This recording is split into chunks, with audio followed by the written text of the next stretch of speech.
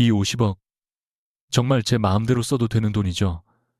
내일 후회하지 마세요. 강태준에게 윤서아는 사랑하는 아내가 아니라 첫사랑이 돌아오기 전까지 곁에 두었던 계약상의 배우자였다. 계약이 끝난 밤, 그는 50억 원을 건네며 그녀의 지난 시간을 돈으로 정리하려 했다. 그러나 태준이 몰랐던 사실이 하나 있었다. 그가 자신의 능력으로 일궈냈다고 믿었던 세린테크의 가장 큰 그림자는 언제나 서하였고, 그녀가 조용히 받아든 50억은 단순한 위자료가 아니었다. 그 돈은 다음 날 태준의 인생을 뒤집을 마지막 숫자를 완성하게 된다. 이 50억, 정말 제 마음대로 써도 되는 돈이죠. 내일 후회하지 마세요. 윤서아는 식탁 위에 놓인 이혼합의서와 계좌 이체 확인서를 번갈아 바라보며 물었다. 강태준은 대답 대신 넥타이를 느슨하게 풀었다. 한남동 펜트하우스 거실은 지나치게 조용했다. 세린테크 대표라는 남자의 취향답게 회색 대리석과 검은 유리로 꾸며진 공간에는 사람 냄새가 거의 없었고, 새해 동안 이 집에서 함께 살아온 부부의 흔적도 이상할 만큼 적었다.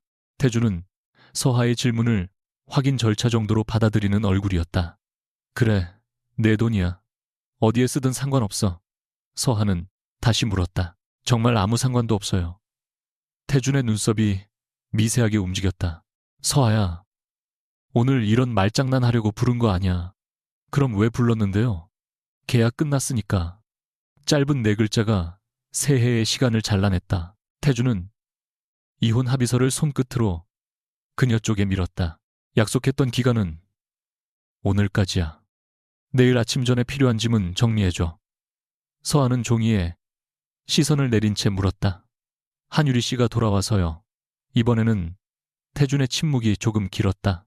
그것만으로 충분한 대답이었다. 서하가 희미하게 웃자 그는 오히려 불쾌한 듯 말했다. 처음부터 알고 시작한 결혼이잖아. 알았죠. 서하는 천천히 고개를 들었다.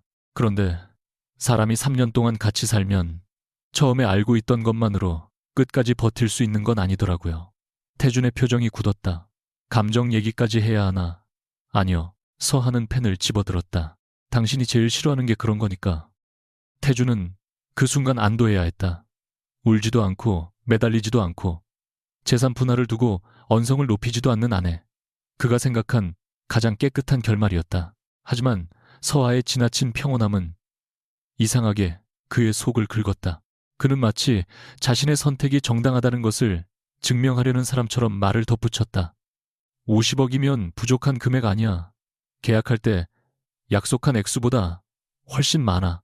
네가 원하면 지금 살만한 집도 알아봐 줄 수 있고. 서하의 펜 끝이 종이 위에서 멈췄다. 제가 앞으로 살 집까지 골라주려고요. 그런 뜻이 아니라. 그럼 무슨 뜻인데요? 태준은 숨을 짧게 내쉬었다. 적어도 내가 널 아무것도 없이 내보낸 건 아니라는 뜻이지. 그 말에 서하는 처음으로 웃음을 멈췄다. 아무것도 없이. 태준은 정말 그렇게 믿고 있었다. 서하가 이 집에 들어올 때 가지고 온 것은 옷 몇 벌과 작은 여행 가방뿐이었고, 결혼 후에도 명품을 요구한 적이 없었다. 가족 이야기를 꺼내면 늘 말을 돌렸고, 공식 석상에도 거의 모습을 드러내지 않았다. 태준에게 윤서아는 적당히 교육받았고, 욕심 없고, 무엇보다 자신의 삶에 간섭하지 않는 편안한 여자였다. 바로 그 순간 식탁 한쪽에 놓인 태준의 휴대전화가 울렸다. 화면에는 한유리라는 이름이 떴다. 태준은 잠깐 서하를 보더니 전화를 받았다. 유리야. 전화기 너머의 목소리는 들리지 않았지만 그의 말투가 부드러워지는 것만은 너무 분명했다. 아니, 아직 집이야. 정리할 게 좀 있어서 오래 안 걸려. 곧 갈게. 서하는 그 말을 들으며 자신의 이름 아래 마지막 서명을 끝냈다. 전화를 끊은 태준이 다시 돌아봤을 때 서하는 이미 합의서를 가지런히 정리하고 있었다. 그는 조금 당황했다. 최소한 한 번쯤은 왜 자신이 아니냐고 물을 줄 알았다. 새해 동안 그녀가 얼마나 조용했든 태준 역시 서하가 자신에게 아무 감정도 없다고 생각한 적은 없었다. 늦은 밤 회의가 끝나면 데워놓은 국이 있었고 중요한 발표 날이면 현관에 넥타이가 준비되어 있었다. 그가 위염으로 며칠을 고생했을 때는 자극적인 음식이 한동안 식탁에서 사라졌다. 그러나 태주는 그런 일들을 사랑이라고 부르지 않았다. 부르는 순간 자신도 무엇인가 돌려줘야 할 것 같았기 때문이다. 그래서 그는 계약이라는 단어를 방패처럼 사용했다. 유리는 우리가 계약 결혼이었다는 거 몰라. 그가 느닷없이 말했다. 서아의 손이 잠시 멈췄다. 그래서요. 괜한 오해 생기게 하지 않았으면 해. 공정이랬네. 공정이랬네. 비커리만. 비그레네. 제가 찾아가서 당신 아내였다고 자랑이라도 할까봐요. 비꼬지 마. 당신은 제가 대체 어떤 사람이라고 생각해요? 태주는 답하지 못했다. 대신 시선을 돌려 식탁에 펼쳐둔 회사 자료를 정리했다. 그중 한 장이 바닥으로 떨어졌다. 서아가 먼저 몸을 숙여 주었다. 세린테크의 신규 플랫폼 사업 수익성 검토 자료였다. 그녀의 시선이 단 몇 초 만에 매출 전망표와 조달 비용 항목을 훑었다. 이 추정치 다시 보는 게 좋겠네요. 무심코 나온 말이었다. 태준이 그녀를 바라봤다. 서아는 자료를 뒤집어 식탁 위에 올려놓았다. 아니에요. 제가 참견할 일이 아니죠. 이제는 더더욱. 태준의 입가에 냉소가 스쳤다. 회사 걱정은 안 해도 돼. 다음 분기 투자도 거의 확정이야. 해원 캐피탈에서요. 서아가 너무 자연스럽게 묻자 태준이 고개를 들었다. 그 이름을 어떻게 알아? 당신이 여러 번 말했잖아요. 만나주지도 않는 까다로운 투자자라고. 서아는 대수롭지 않게 대답했지만 태준은 몇 초 동안 그녀를 바라봤다. 해원 캐피탈은 지난 몇 년간 세린테크가 고비를 넘을 때마다 정확한 시점에 자금을 넣은 투자사였다. 지분 투자뿐 아니라 주요 기관과의 연결에서도 영향력을 행사했지만 이상할 만큼 전면에 나서지 않았다. 실무진은 만날 수 있어도 최종 투자자를 직접 봤다는 사람은 회사 안에 거의 없었다. 태주는 그것을 자신의 능력을 알아본 영리한 자본의 선택이라고 해석해왔다. 이번에도 회원이 들어오면 끝이야. 경쟁사는 따라오기 힘들어. 태준의 목소리에는 흔들림이 없었다. 서아는 그 자신감을 가만히 바라봤다. 한때는 그 표정을 좋아했다. 가진 것이 없어도 자신은 성공할 수 있다고 말하던 남자의 눈빛. 그러나 어느 순간부터 그 자신감은 자신에게 오는 모든 기회를 당연하게 여기기 시작했고 주변 사람들이 치운 돌멩이는 보지 않은 채 자신이 길을 만들었다고 믿는 오만으로 바뀌었다. 서아는 새해 동안 그 변화를 곁에서 지켜봤다. 어쩌면 막을 수도 있었다. 하지만 그녀는 말하지 않았다. 언젠가 스스로 알아차릴 것이라고 믿었다. 지금 생각하면 그것조차 자신의 오만이었다. 사람을 돕는 것과 사람 대신 세상을 정리해주는 것은 전혀 다른 일이었다. 서하는 자리에서 일어나 침실로 향했다. 태주는 뒤따라오지 않았다. 이미 결론난 관계에서 감정적인 작별 인사는 서로에게 불필요하다고 생각하는 듯했다. 침실 한쪽에는 작은 여행 가방 하나가 미리 펼쳐져 있었다. 서하는 오늘 아침부터 짐을 싸두었다. 오래전부터 끝을 예상했기 때문이 아니라 일주일 전 태준의 태블릿 화면에 뜬 한유리의 메시지를 우연히 본 순간 모든 것을 이해했기 때문이었다. 한국에 돌아왔어. 보고 싶어. 그날 밤 태준은 처음으로 그녀에게 결혼 계약서를 다시 꺼내며 종료 날짜를 확인했다. 서하는 그때부터 단 한 번도 이유를 묻지 않았다. 대신 서랍 안에 있던 옷 몇 벌과 책 오래된 손목시계만 챙겼다. 이 집에 있는 고가의 가구도 보석도 태준이 기념일마다 비서에게 시켜보낸 선물도 손대지 않았다. 마지막으로 화장대 서랍을 열자 낡은 만년필 하나가 나왔다. 세린테크가 직원 12명뿐이던 시절 태준이 첫 번째 대규모 계약을 따낸 날 사용했던 펜이었다. 잉크가 세 손가락이 파랗게 물들었는데도 그는 밤새 계약서를 고쳐 썼다. 그 모습을 본 서하는 그 남자라면 자신의 배경을 몰라도 사랑할 수 있을 거라 생각했다. 그리고 그 믿음을 증명하고 싶어 했다. 그것이 모든 실수의 시작이었다. 그녀는 만년필을 잠시 바라보다 제자리에 놓았다. 가져갈 자격이 없는 물건처럼 느껴졌다. 휴대전화가 짧게 진동했다. 화면에는 이름 대신 박전무라고만 저장된 연락처가 떠 있었다. 서한은 침실 문을 닫고 전화를 받았다. 상대는 낮고 신중한 목소리로 말했다. 대표님 요청하신 지분 정리 거의 끝났습니다. 현재 의결권 기준 50.9%까지 확보됐습니다. 서한은 거울 속 자신의 얼굴을 보았다.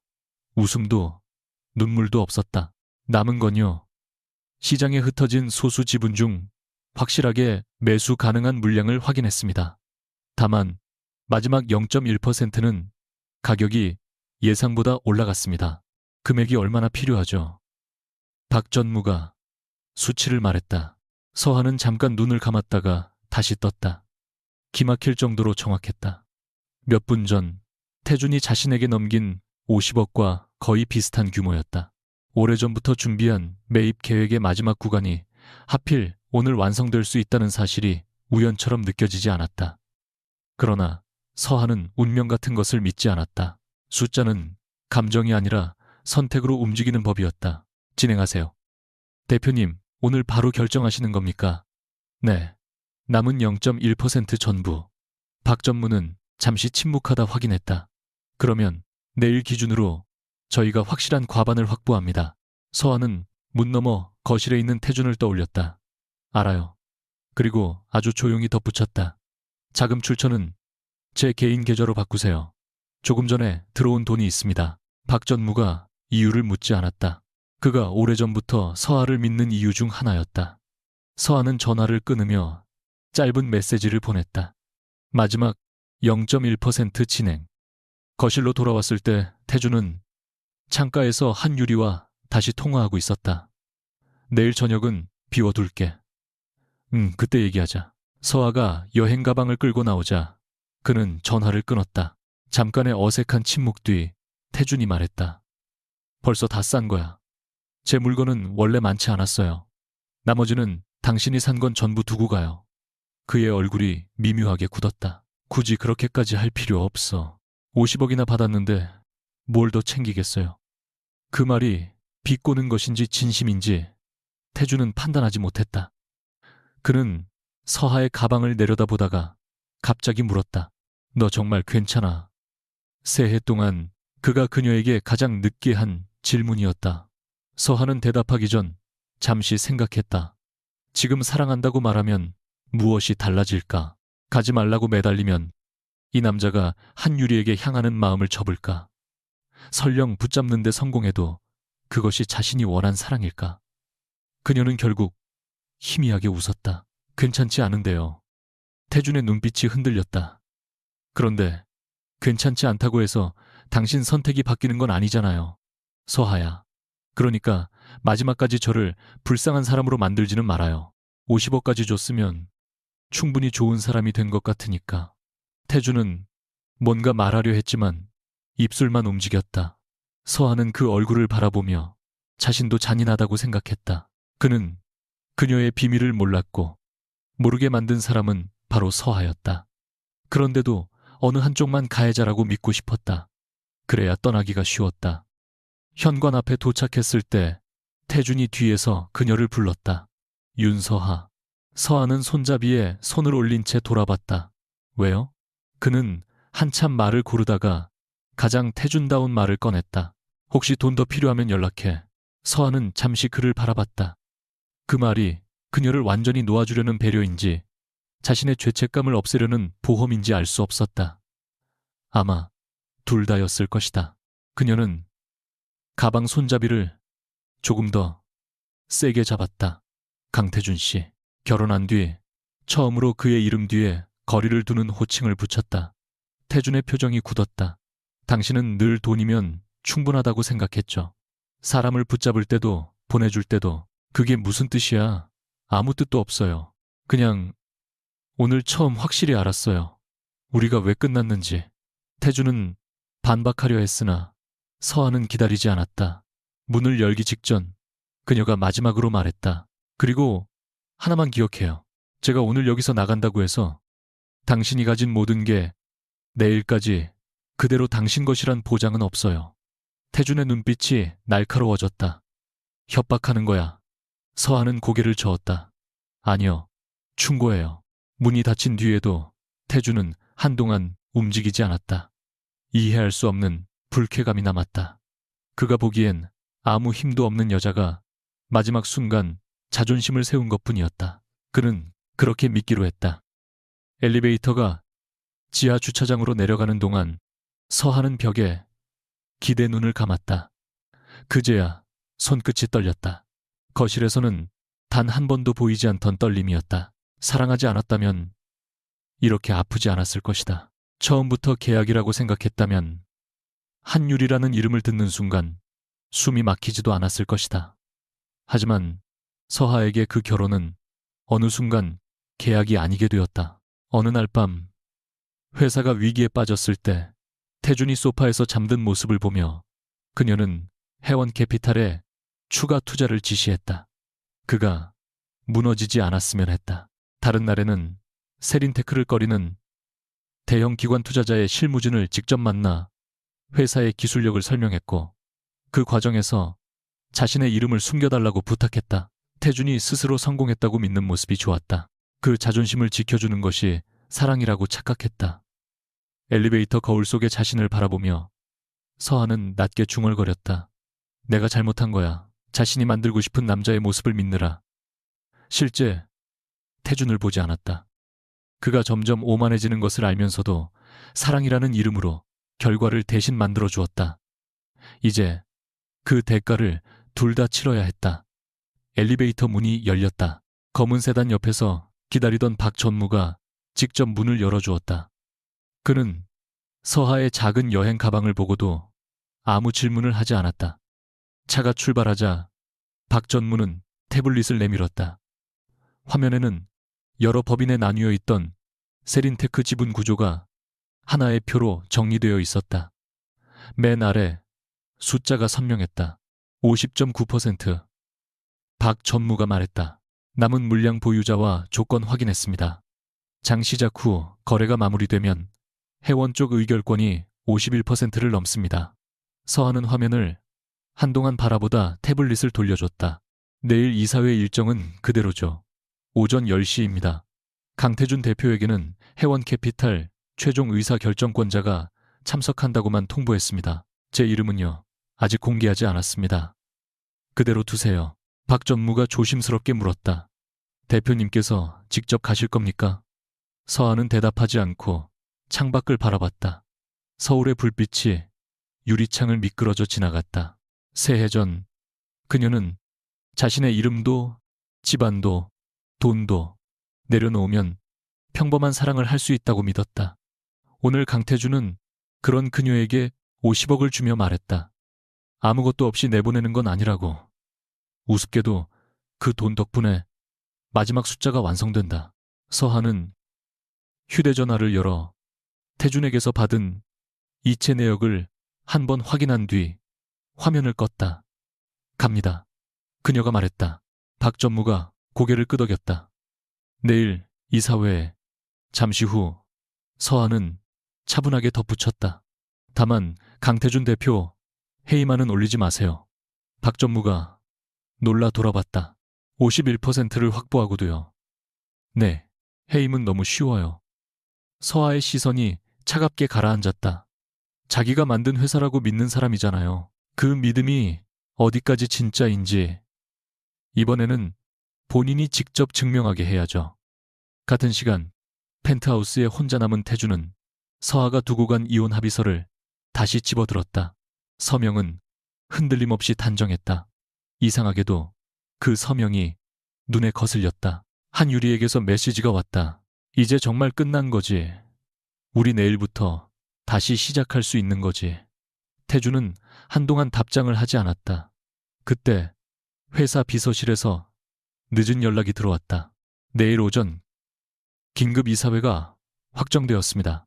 해원캐피탈 측 최종 의사결정권자가 직접 참석한다고 합니다. 태준의 표정이 달라졌다. 수년 동안 단 한 번도 모습을 드러내지 않았던 투자자였다.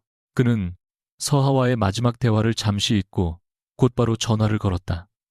최 실장 회원 쪽에서 무슨 안건인지 확인해. 그리고 대표가 누구인지도 알아봐. 비서가 난처한 목소리로 대답했다. 지금까지 알려진 게 거의 없습니다. 다만 오늘 밤 의결권 변동 신고가 하나 더 들어올 가능성이 있다고 합니다. 변동? 네.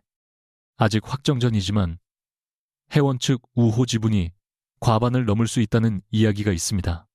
태준의 눈빛이 날카롭게 굳었다. 몇 %인데 정확한 수치는 내일 확인될 것 같습니다. 전화를 끊은 태준은 본능적으로 식탁 쪽을 바라봤다. 그곳에는 방금 전까지 서아가 앉아 있었다.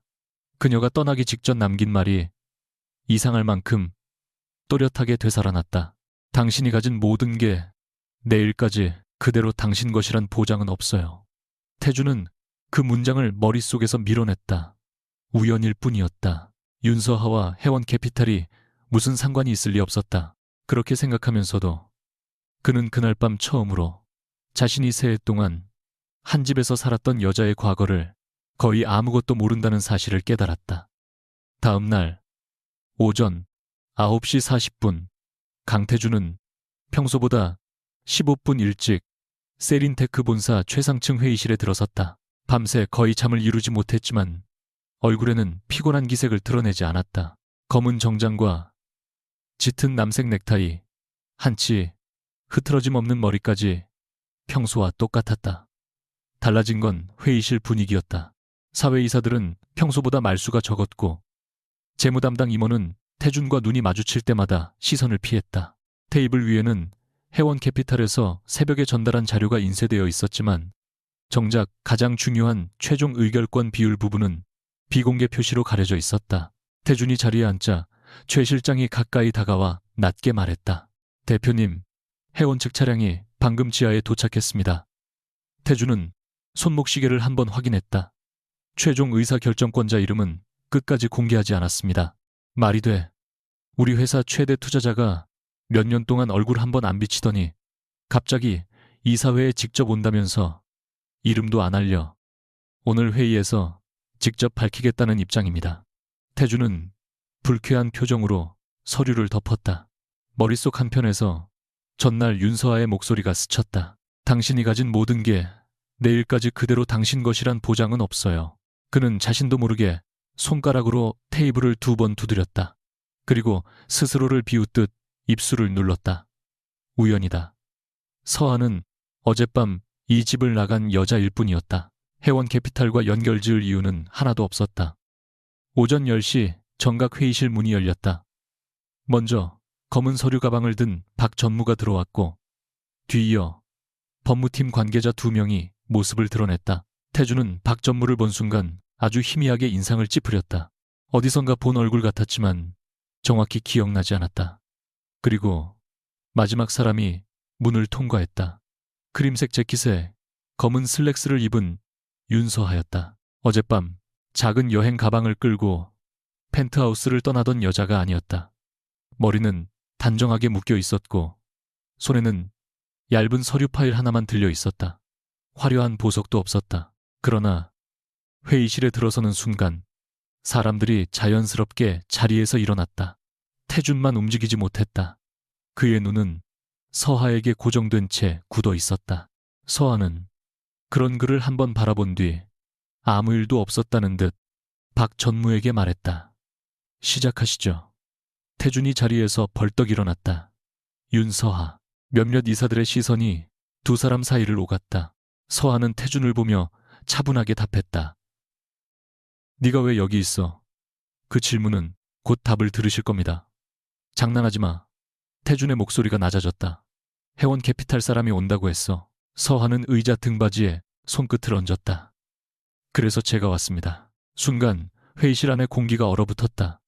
태준은 그녀의 말을 이해하지 못한 듯 한참 바라보다 웃음도 분노도 아닌 표정을 지었다. 무슨 소리야? 박 전무가 태준 앞에 새 서류를 밀어놓았다.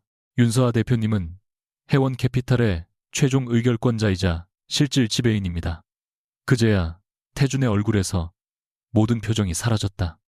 서아가 자리에 앉자 나머지 이사들도 천천히 착석했다.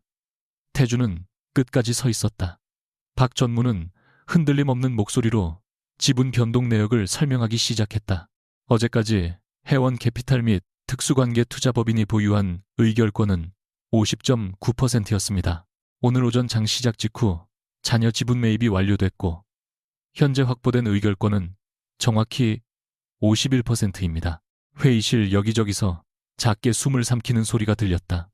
태주는 숫자보다 서하의 얼굴을 봤다. 51%, 그가 천천히 되물었다. 네, 서하가 직접 답했다. 오늘부터 최대 주주 측 의결권은 과반입니다. 태준의 손이 테이블 가장자리를 움켜쥐었다. 언제부터였어? 무슨 뜻이죠? 언제부터 내 회사 주식을 사고 있었냐고. 서하는 잠시 말을 멈췄다. 그 질문 속에 이미 답이 들어 있었다. 네, 회사. 그는 여전히 그렇게 생각하고 있었다. 몇 년 됐어요. 몇 년. 당신이 첫 번째 대규모 투자 유치에 실패해서 자금 흐름이 끊길 뻔했을 때부터요.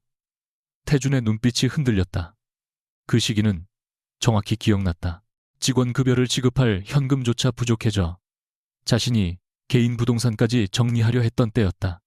그때 해원 캐피탈이 예상보다 좋은 조건으로 자금을 넣었다. 그는 그것을 자신의 기술력을 인정한 투자라고 믿었다. 그 투자를 네가 결정했다고네. 그 다음 물류 플랫폼 프로젝트도. 서하는 고개를 끄덕였다. 해원이 연결한 기관 중 일부는 제가 직접 설득했습니다. 태주는 헛웃음을 터뜨렸다. 그럼 내가 받은 투자도 거래처도 전부 네가 만들어줬다는 거야. 전부는 아니에요. 서하의 목소리가 조금 차가워졌다. 당신이 만든 기술과 조직이 없었다면 제가 아무리 돈을 넣어도 회사는 여기까지 못 왔어요. 하지만 당신이 혼자 모든 걸 해냈다고 믿었던 것도 사실은 아니죠. 태주는 그 말을 모욕으로 받아들였다. 어젯밤까지 자신이 돈을 줘 내보낸 여자에게 오늘은 자신의 성공 일부가 그녀 덕분이었다는 말을 듣고 있었다. 그의 자존심은 상황을 이해하기 전에 먼저 반응했다. 그래서 어젯밤 아무 말도 안 한 거야. 오늘 여기 와서 사람들 앞에서 나한테 보여주려고. 서하의 눈동자가 아주 미세하게 흔들렸다. 뭘 보여줘요? 내가 얼마나 우습게 살았는지. 그렇게 느끼는 건 당신 감정이에요. 넌 3년 동안 내 옆에서 전부 알고 있었잖아. 맞아요. 그런데 단 한 번도 말 안 했어. 태준이 손바닥으로 서류를 내리쳤다. 내가 투자 걱정하고 자금 걱정하고 밤새 회사 살린다고 뛰어다니는 걸 보면서 뒤에서는 네가 돈을 움직이고 있었던 거잖아. 나를 뭘로 본 거야? 회의실 안 누구도 말을 끼워 넣지 못했다. 서하는 잠시 시선을 내렸다가 다시 그를 바라봤다. 처음에는 당신 자존심을 지켜주고 싶었어요. 내 자존심.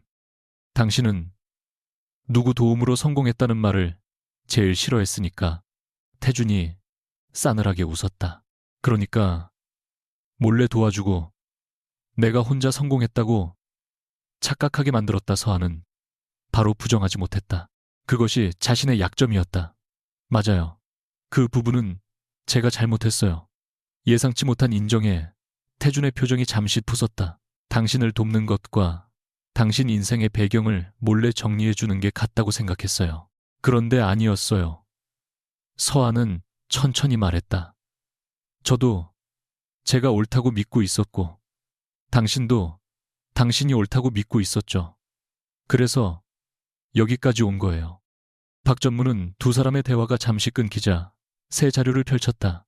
그리고 마지막 0.1% 매입 자금에 관한 보고가 있습니다. 태주는 아직 서하에게서 시선을 떼지 않은 채 말했다. 그게 왜 중요하지?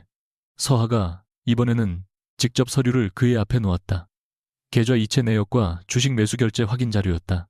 태주는 첫 장의 숫자를 보는 순간 얼굴이 굳었다. 익숙한 금액이었다.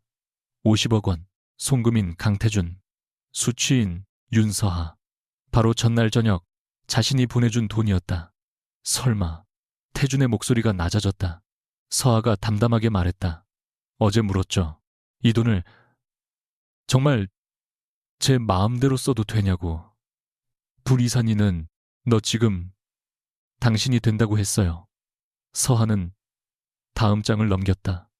마지막 소수지분 매입 내역이 나타났다. 그래서 썼어요. 어느 이사가 숨을 들이마셨다. 태준의 눈동자가 서류에서 떨어지지 않았다. 서하가 이어 말했다. 정확히는 기존 매입 자금에 합쳐서 마지막 물량을 확보했습니다. 당신이 준 50억만으로 0.1%를 전부 산 건 아니에요. 하지만 마지막 거래를 확정하는데 그 돈이 들어간 건 맞습니다. 태준의 손끝이 종이 위에서 굳었다. 전날 서하가 했던 말이 다시 떠올랐다. 내일 후회하지 마세요. 그는 처음으로 그 말의 의미를 정확히 이해했다. 그러니까 내가 준 돈으로 당신 회사의 경영권을 뺏었다고 말하고 싶은 거예요. 서하가 말을 받았다. 아니요. 경영권은 어제도 이미 제 쪽에 가까웠어요. 당신 돈은 마지막 숫자를 완성했을 뿐이에요. 그 설명이 오히려 태준을 더 비참하게 만들었다. 태준은 한동안 아무 말도 하지 않았다. 머릿속에서는 지난 몇 년의 장면이 뒤섞였다. 투자 확정 전날, 서아가 밤늦게 누군가와 통화하던 모습, 자신이 신규 투자 소식을 알려줬을 때 그녀가 별로 놀라지 않았던 표정 특정 계약서를 보며 조심스럽게 위험성을 지적했던 순간들. 그는 그때마다 서아가 자신을 통해 주워들은 지식으로 참견한다고 생각했다. 심지어 몇 번은 웃으며 회사 일은 모르면 신경 쓰지 않아도 된다고 말하기도 했다. 이제 그 기억들이 전부 다른 의미로 돌아왔다. 태준이 이를 악물었다. 그래서 뭘 원하는데 서하는 조용히 물었다. 무슨 뜻이죠? 51%까지 모았으면 목적이 있을 거 아니야. 내 자리. 그는 자신의 의자를 손끝으로 가리켰다. 어젯밤 내가 널 버렸으니까 오늘 CEO 자리에서 끌어내리려고 여기까지 준비한 거야. 몇몇 이사들이 불편한 표정으로 시선을 내렸다. 서하는 잠시 태준을 바라보다 준비해온 문서 한 장을 꺼냈다. 태준은 해임 결의안이라고 생각했다. 그러나 문서 상단에는 대표이사, 경영평가 및 권한조정안이라고 적혀 있었다. 해임안은 없습니다. 서하가 말했다. 태준이 믿지 못한 듯 눈을 좁혔다. 오늘 당신을 자르지 않을 거예요. 동정이야, 착각하지 마세요. 서하의 목소리가 처음으로 단호하게 날이 섰다. 세린테크에는 당신 말고도 수백 명이 일하고 있어요. 개인적인 감정 때문에 대표를 하루아침에 쫓아내면 회사 가치부터 흔들립니다. 저는 복수하려고 돈을 투자한 게 아니에요.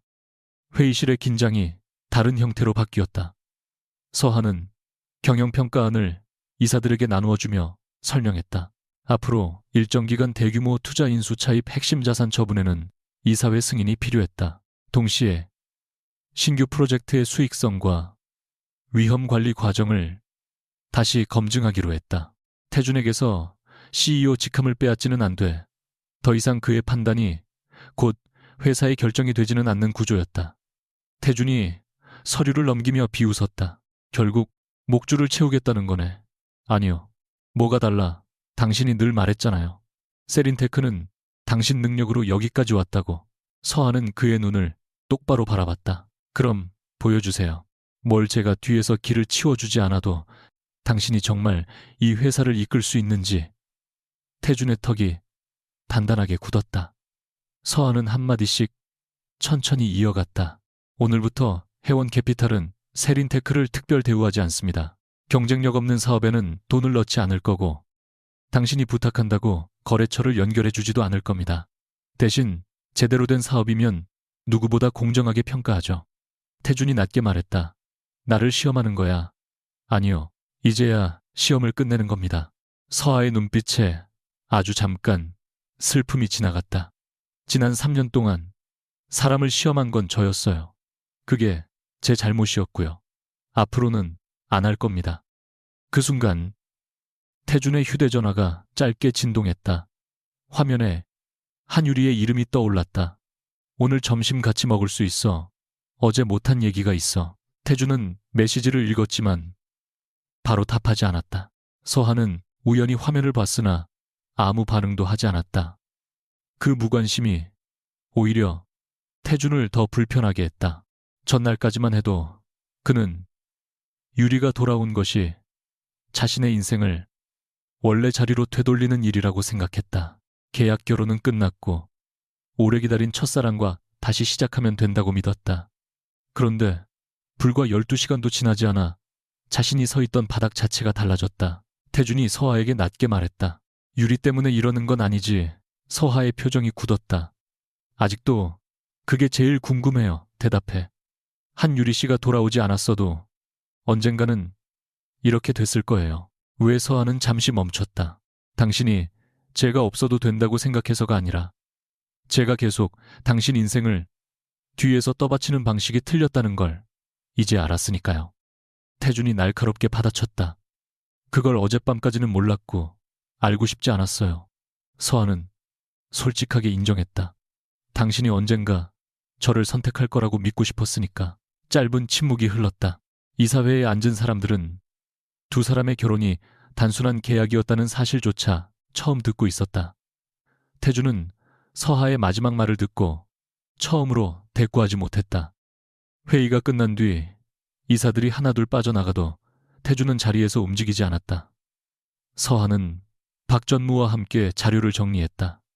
태주는 한참 후에야 물었다. 어젯밤 나한테 말할 수 있었잖아. 서하가 손을 멈췄다. 뭘요? 네가 누군지. 그랬으면 달라졌어요. 태주는 즉시 대답하지 못했다.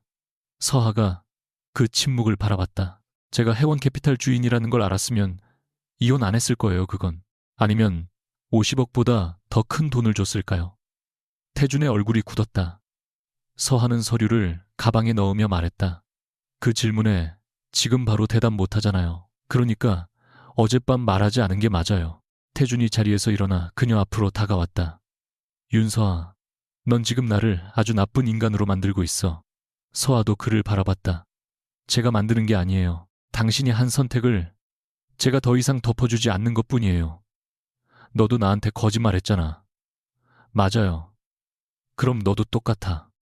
서하의 얼굴에 처음으로 상처받은 기색이 스쳤다. 하지만 피하지 않았다. 그래서 인정했잖아요. 저도 틀렸다고. 그녀는 조용히 숨을 내쉬었다. 당신과 다른 점이 있다면 저는 이제 제 잘못을 고치려고 한다는 거예요. 서하가 회의실을 나가려는 순간 재무담당 임원이 급히 들어왔다. 그의 얼굴은 창백했다. 대표님, 문제가 생겼습니다. 태준과 서하가 동시에 그를 바라봤다. 그는 태준에게 태블릿을 내밀었다. 오늘 오전 거래처 한 곳에서 신규 플랫폼 계약 조건을 다시 검토하겠다고 연락이 왔습니다. 그런데 이상한 점이 있습니다. 상대가 저희 내부 예상 수익률과 공급 단가를 거의 정확하게 알고 있습니다. 태준의 표정이 순식간에 바뀌었다. 누가 흘렸다는 거야? 아직 확인 중입니다. 서하는 태블릿을 받아 몇 줄을 읽었다. 그리고 눈빛을 좁혔다. 이 자료에 접근 가능한 사람이 몇 명이죠? 재무담당 임원이 답했다. 이고롬, 검은옴, 대표님 포함해서 핵심 인원 7명입니다. 태주는 본능적으로 서하를 바라봤다. 그녀는 그의 시선을 알아차리고 천천히 태블릿을 내려놓았다. 설마 저를 의심해요. 난 아무 말도 안 했어. 얼굴이 했어요. 난지만 우린 감공만. 태준이 입술을 굳게 다물었다. 서하는 허탈하게 웃었다. 좋아요. 그럼 이번에는 당신이 직접 찾아보세요. 그녀는 태블릿을 태준에게 돌려줬다. 누가 당신 회사를 흔들고 있는지. 그리고 문 쪽으로 걸어가다 잠시 멈췄다. 참 하나 더. 태준이 바라보자 서하는 차갑게 덧붙였다. 해원 캐피탈이 당신 뒤를 봐주던 시간은 어제로 끝났어요. 서하가 떠난 뒤 태준은 한동안 빈 회의실에 서 있었다. 눈앞에는 50일이라는 숫자와 내부 정보 유출이라는 새로운 문제가 동시에 떠다녔다. 그는 창밖으로 내려다 보이는 여의도 빌딩 숲을 바라봤다. 어제까지만 해도 모든 것이 자신의 통제 아래에 있다고 믿었다. 회사도, 결혼도, 미래도, 필요 없는 관계는 돈으로 정리하고 필요한 투자는 자신의 성과로 끌어오면 되는 인생이었다. 그런데 지금 그는 처음으로 무엇이 자신의 힘으로 얻은 것이고 무엇이 누군가 조용히 받쳐준 결과였는지 구분할 수 없게 되었다. 휴대전화가 다시 울렸다. 한율이었다. 태주는 한참 화면을 보다가 전화를 받았다. 유리야. 유리는 밝은 목소리로 물었다. 회의 끝났어. 우리 오늘 만나는 거 맞지? 태주는 대답하려다 멈췄다. 회의실 테이블 한쪽에 서하가 놓고 간 지분 구조표가 보였다. 가장 아래에는 51%가 선명하게 찍혀 있었다. 유리야. 그의 목소리가 처음으로 무거워졌다. 너 혹시 세린테크 신규 플랫폼 사업 얘기 누구한테 한 적 있어? 전화기 넘어가 잠깐 조용해졌다. 아주 짧은 침묵이었다. 하지만 태주는 이상하게 그 침묵이 귀에 걸렸다. 그리고 그 순간 그는 아직 몰랐다. 자신이 완벽한 과거라고 믿어온 한유리 역시 자신이 알고 있던 사람과는 전혀 다른 얼굴을 숨기고 있다는 사실을. 한유리의 침묵은 겨우 두어 초였다. 그러나 강태준에게는 그 짧은 틈이 이상할 만큼 길게 느껴졌다. 무슨 말이야? 내가 세린테크 내부 자료를 누구한테 말했겠어? 유리는 곧 웃음을 섞어 대답했지만 태주는 예전처럼 바로 안심하지 못했다. 그냥 확인하는 거야. 태준아, 나 의심한다고 한 적 없어. 그럼 왜 갑자기 그런 걸 물어? 유리의 목소리에는 상처받은 기색이 묻어났다. 태주는 잠시 눈을 감았다. 과거라면 그 목소리 하나만으로도 질문을 거뒀을 것이다.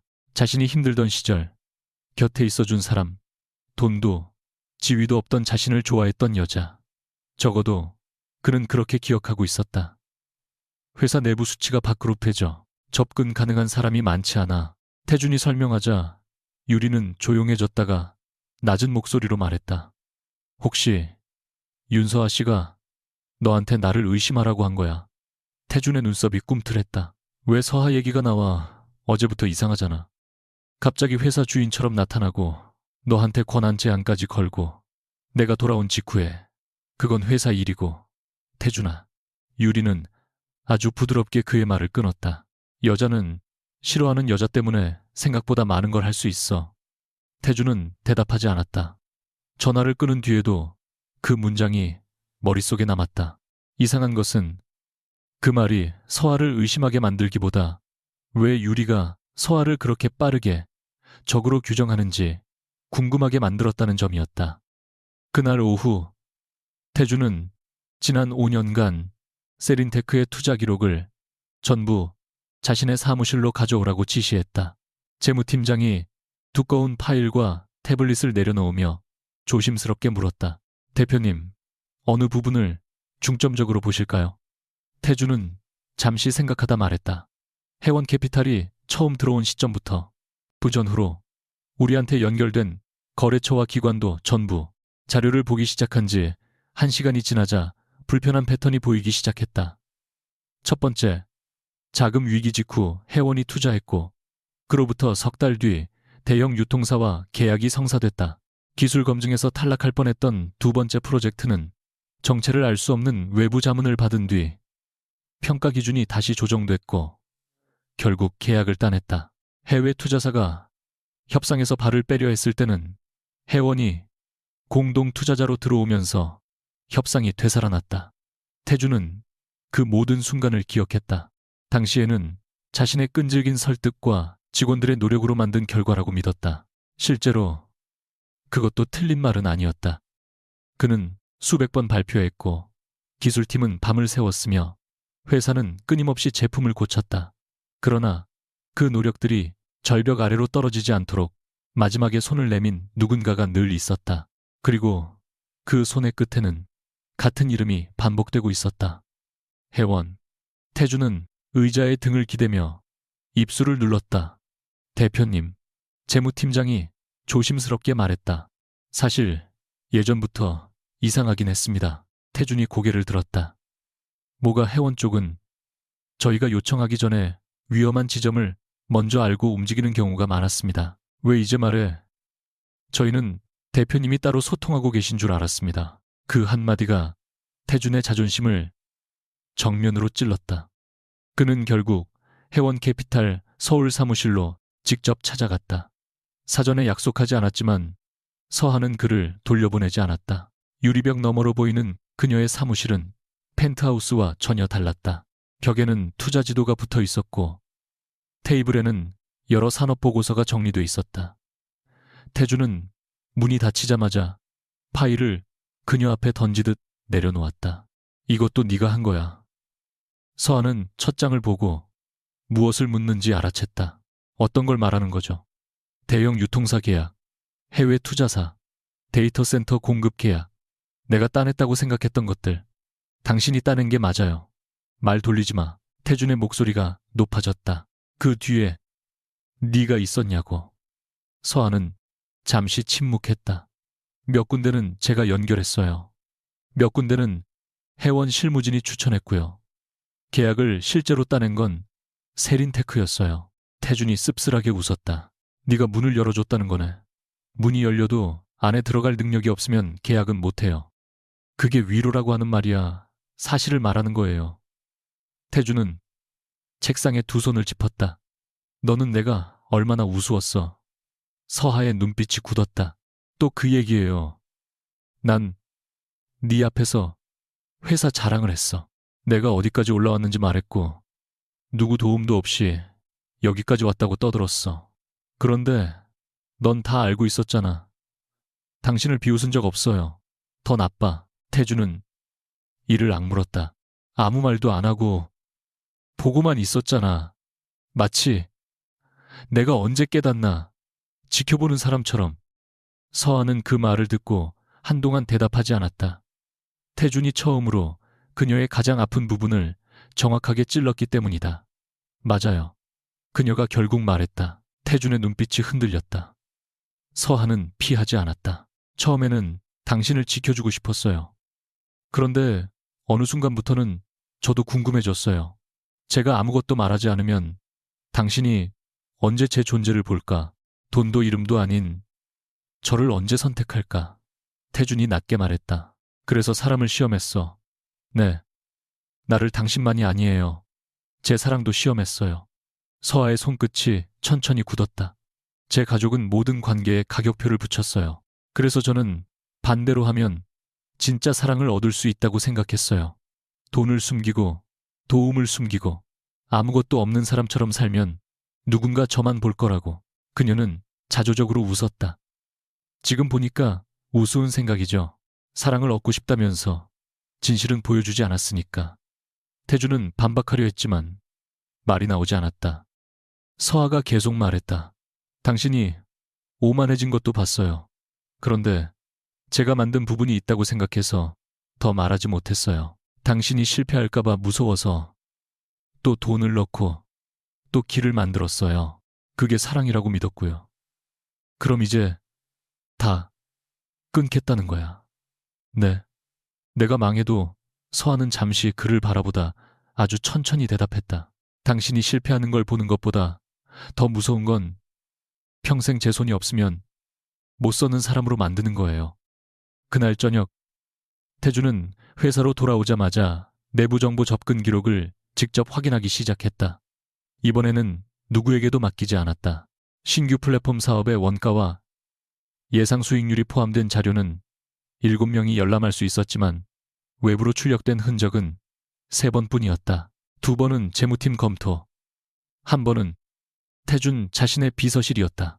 최 실장을 불러 확인하자 예상하지 못한 이야기가 나왔다. 대표님께서 지난주 한유리 씨와 저녁 약속 있으셨던 날 출력본을 직접 가져가셨습니다.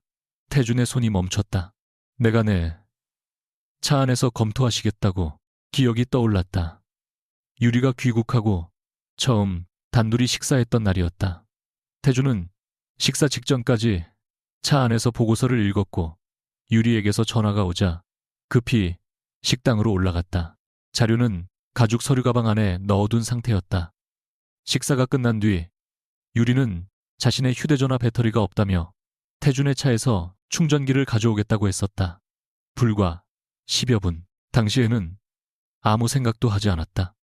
태준은 얼굴을 굳히며 물었다. 그날 이후 서류가 사라진 적은 없습니다. 그대로 회수했습니다. 태준은 의자에 등을 기댔다. 단순한 우연일 수도 있었다. 사진 몇 장만 찍으면 원본이 없어질 필요도 없었다.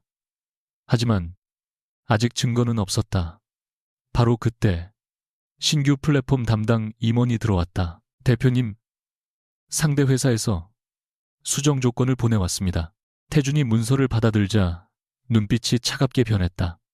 수정된 가격은 세린테크가 내부적으로 계산한 손익분기점보다 고작 0.3% 높았다. 누군가 정확한 한계선을 알고 협상하고 있다는 뜻이었다.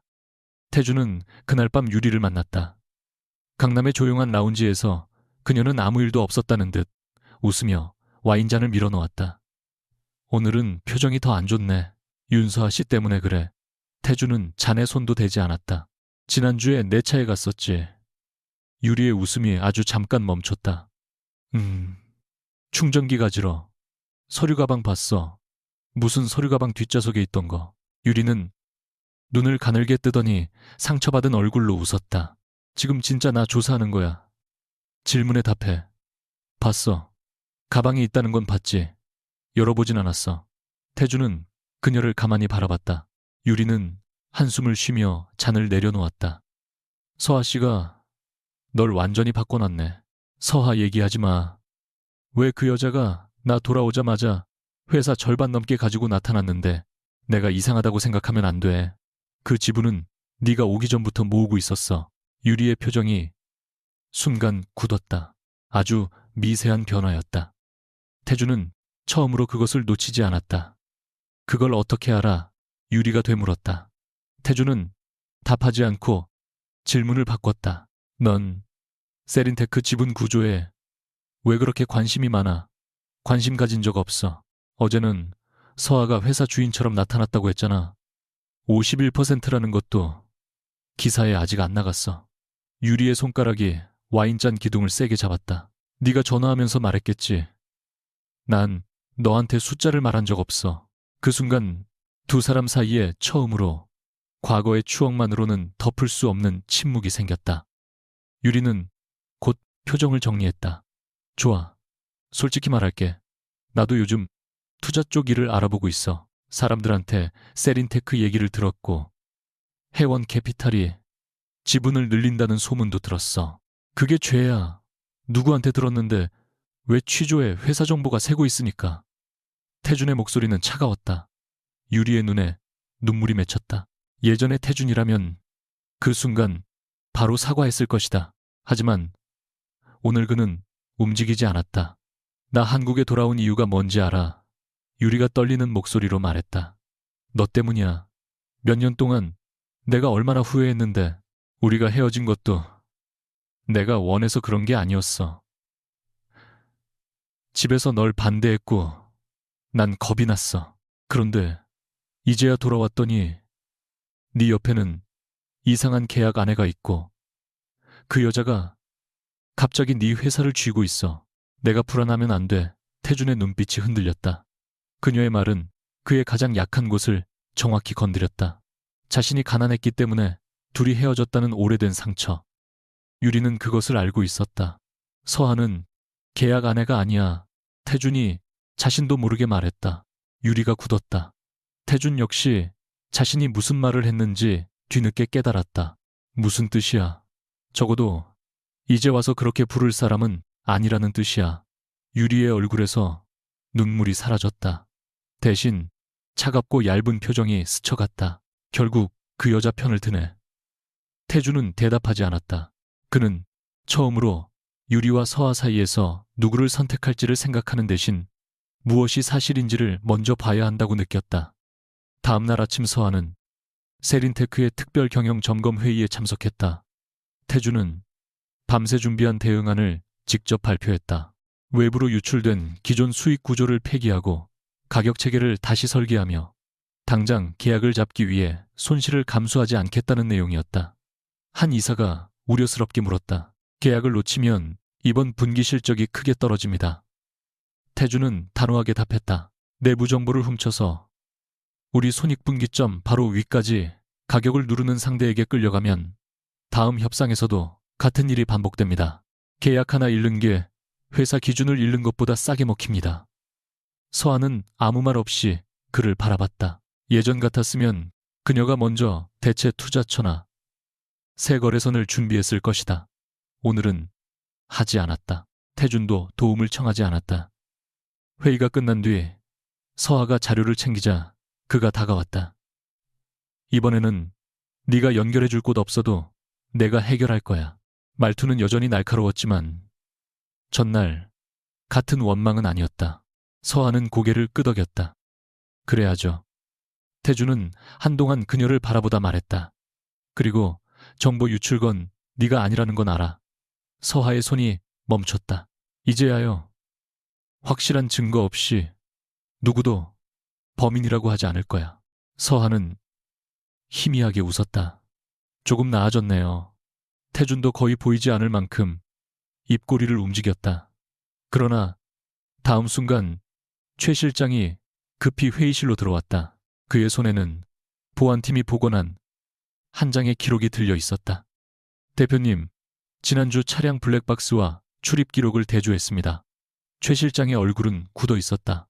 한유리 씨가 대표님 차량에 갔던 시간은 18분입니다. 그런데 충전기를 가지고 나온 건 3분 뒤였습니다. 태준의 표정이 굳었다. 나머지 15분은 확인 중입니다. 그리고 더 중요한 게 있습니다. 최 실장은 서류 한 장을 내밀었다. 한유리 씨가 귀국 직후부터 만난 사람 중에 미래 인베스트먼트 전략본부 이사가 있습니다. 미래 인베스트먼트는 최근 세린테크의 신규 플랫폼 시장에 진입하려는 경쟁사에 대규모 자금을 댄 곳이었다.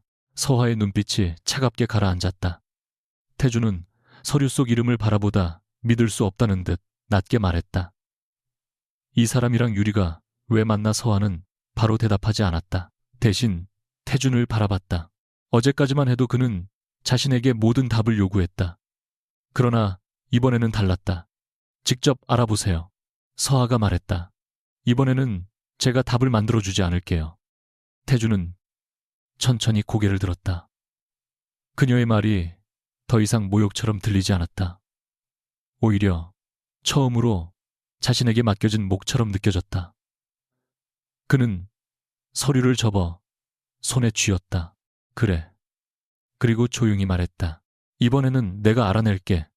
그날 밤 서하는 해원 캐피탈 사무실에 혼자 남아 세린테크의 최신 경영 보고서를 읽고 있었다. 화면 한쪽에는 태준이 새로 설계한 협상안이 떠 있었다. 예상보다 훨씬 냉정했고 자신의 도움 없이도 충분히 실행 가능한 전략이었다.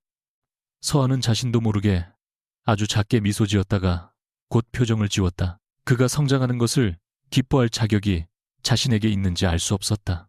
같은 시간 태준은 펜트하우스의 텅 빈 식탁 앞에 앉아 있었다. 서하가 자주 앉던 자리는 그대로 비어 있었다. 그는 해원 캐피탈의 과거 투자 자료와 유리의 만남 기록을 나란히 펼쳐놓았다. 한쪽에는 자신이 보지 못했던 사랑이 있었고 다른 한쪽에는 자신이 너무 오래 아름답게만 기억했던 과거가 있었다. 휴대전화에 유리의 메시지가 도착했다. 태준아, 우리 사이에 이런 의심까지 있어야 해. 그는 오래 화면을 바라보다 답장을 쓰지 않았다. 대신 최 실장에게 짧은 메시지를 보냈다. 미래 인베스트먼트와 한유리의 접촉 기록 전부 확인해. 합법적으로 확인 가능한 범위만. 그리고 아무도 미리 범인으로 정하지 마. 메시지를 보낸 태준은 눈을 감았다. 자신의 인생에서 처음으로 그는 누군가를 믿고 싶은 마음과 사실을 확인해야 한다는 책임을 분리하려 하고 있었다. 그리고 그 선택이 자신이 사랑이라고 믿었던 과거를 무너뜨릴 수도 있다는 사실을 아직 완전히 받아들이지 못하고 있었다. 강태준이 한유리와 미래 인베스트먼트의 접촉 기록을 처음 받아본 건 이틀 뒤 새벽이었다. 최 실장이 정리한 자료에는 법적으로 확인 가능한 공개 일정과 출입 기록 공식 행사, 참석자 명단만 담겨 있었지만 그것만으로도 충분히 이상했다. 유리는 귀국한 지 한 달도 되지 않은 사이 미래 인베스트먼트 전략본부 이사 박도현과 3번이나 같은 자리에 있었다. 한 번은 투자 포럼, 한 번은 호텔 라운지, 그리고 마지막 한 번은 세린테크 신규 플랫폼 협상 조건이 외부로 새기 바로 전날이었다. 태주는 서류를 오래 바라보다가 낮게 물었다. 개인적으로 만났다는 증거는? 최 실장이 고개를 저었다. 아직 없습니다. 같은 장소에 있었다는 것까지만 확인됩니다. 태주는 서류를 덮었다. 그럼 이걸로 판단하지 마, 대표님. 확실한 증거가 없으면 누구도 범인으로 만들지 말라고 했어. 말은 단호했지만 그의 손끝은 굳어 있었다. 그는 아직 유리를 완전히 놓지 못하고 있었다. 첫사랑이라는 이름보다도 자신이 가장 초라했던 시절에도 자신을 사랑해줬다고 믿었던 기억을 놓지 못했다. 그 기억마저 거짓이라면 자신의 과거 전체가 흔들릴 것 같았다. 바로 그때 서하에게서 연락이 왔다. 회의에 참석해달라는 짧은 메시지였다. 장소는 해원 캐피탈이 아니라 세린테크 보안 회의실이었다. 시부간이에 스우누함은 태준이 들어갔을 때 서하는 보안팀장과 재무담당 임원 앞에 3개의 서로 다른 사업계획서를 펼쳐놓고 있었다. 태준이 서류를 보며 물었다. 이게 뭐야? 서하는 그를 바라봤다. 누가 정보를 흘리는지 확인할 방법이에요. 이번에는 추측 말고. 서하의 방법은 단순하면서도 치밀했다. 같은 신규 사업의 핵심 구조를 유지하되 손익분기 가격과 출시 일정을 미세하게 다르게 만든 3가지 버전의 자료를 준비하는 것이었다. A안은 재무팀과 이사회 일부에게, B안은 전략기획팀과 외부 자문사에게, C안은 태준과 비서실에만 전달하기로 했다. 외부에서 어느 숫자를 들고 협상에 들어오는지를 보면 정보가 새는 경로를 좁힐 수 있었다. 태준은 자료를 넘기며 눈썹을 찌푸렸다. 일부러 가짜 정보를 흘리겠다는 거야. 가짜 사업을 만드는 게 아니에요. 실제 협상 전에 내부 검증용 숫자를 나누는 겁니다. 어떤 정보가 밖으로 나가는지 확인하려는 거죠. 상대가 눈치채면 그래서 숫자 차이를 아주 작게 둔 거예요. 서하는 태준을 바라보며 덧붙였다. 그리고 이번에는 당신이 결정해요. 이 방식이 싫으면 안 해도 됩니다. 태준은 그 말을 듣고 잠시 멈췄다. 예전의 서하였다면 이미 모든 절차를 완성해놓고 결과만 알려줬을 것이다. 이번에는 선택권을 자신에게 넘기고 있었다. 그는 서류 3장을 다시 살펴본 뒤 물었다. C안은 왜 나한테만 주지? 당신 주변 경로를 확인해야 하니까. 태준의 얼굴이 미세하게 굳었다. 한유리가 머릿속을 스쳤다. 서하는 그 표정을 보고도 이름을 꺼내지 않았다. 태준이 먼저 말했다. 유리를 잡으려고 만든 건 아니지. 서하의 눈빛이 차가워졌다. 아직도 그렇게 생각해요. 확인하는 거야. 그럼 확인하세요. 서하는 서류를 그의 앞으로 밀었다. 결과가 누구를 가리키든 받아들일 수 있으면 진행해요. 태준은 한참 침묵하다 펜을 들었다. 진행해. 그날부터 세린테크 내부에는 눈에 보이지 않는 긴장이 흘렀다. 자료가 전달된 사람들은 자신이 다른 버전을 받았다는 사실을 몰랐다. 태준은 누구에게도 별다른 태도를 보이지 않았다. 한유리에게도 마찬가지였다. 유리는 평소처럼 연락했고 태준은 몇 번이나 약속을 미뤘다. 사흘째 되는 저녁, 그녀가 직접 회사 로비로 찾아왔다. 요즘 나 피하는 거야. 유리는 웃었지만 눈빛은 날카로웠다. 태준은 직원들의 시선을 의식해 그녀를 근처 라운지로 데려갔다. 자리에 앉자 유리가 바로 말했다. 서하 씨 때문이지. 태준은 커피잔에 손도 대지 않았다. 왜 자꾸 서하 얘기를 해? 그 여자가 네 회사도 쥐고 있고 네 옆에도 계속 있잖아. 회사 때문에 만나는 거야. 정말 그게 전부야. 유리가 몸을 조금 앞으로 기울였다. 태준아, 나 너 믿고 돌아왔어. 이번에는 우리 예전처럼 할 수 있을 거라고 생각했어. 태준은 그 말을 듣고도 예전 같은 따뜻함을 느끼지 못했다. 오히려 처음으로 이상한 질문이 떠올랐다. 유리야, 예전처럼이라는 게 정확히 뭐야? 유리의 표정이 멈췄다.